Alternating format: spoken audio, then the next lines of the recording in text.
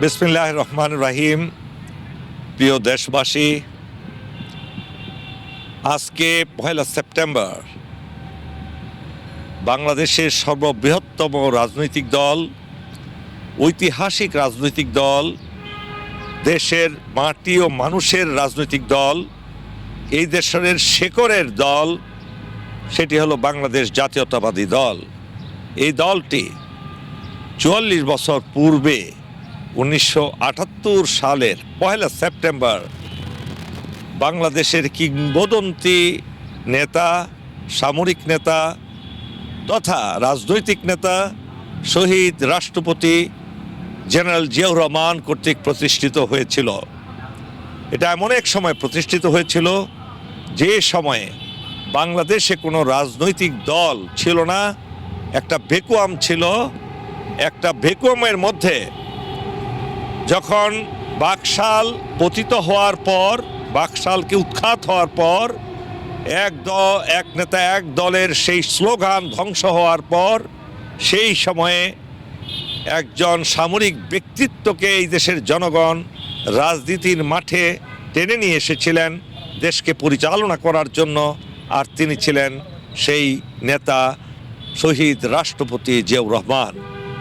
তিনি এমন একজন নেতা ছিলেন যিনি এদেশবাসীকে সকলকে ঐক্যবদ্ধ করার চেষ্টা করেছিলেন।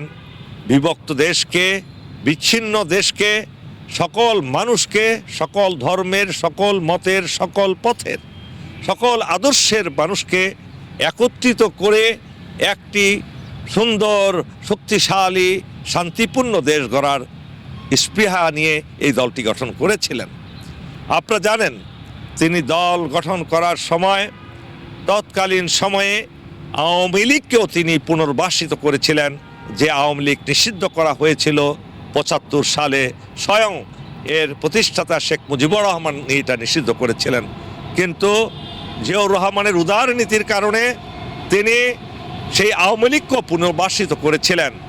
তাই আজকের এই দিনে আমরা স্মরণ করি সেই শক্তিশালী, দেশপ্রেমিক, আন্তর্জাতিক ব্যক্তিত্ব, আন্তর্জাতিক নেতা। তিনি শুধু দলীয় নেতা ছিলেন না, তিনি ছিলেন জাতীয় নেতা, তিনি ছিলেন আন্তর্জাতিক অঙ্গনের নেতা। তিনি বিশ্ব পরিস্থিতি নিয়েও সচেতন ছিলেন, বিশ্বের সর্বত্র ঘুরে বেরিয়েছেন আমাদের বাংলাদেশকে পরিচিত করানোর জন্য। একইভাবে একটি শক্তিশালী আন্তর্জাতিক নেতা হিসেবে তিনি আবির্ভূত হয়েছিলেন এই বিএনপির মাধ্যমে এবং দেশের মাধ্যমে।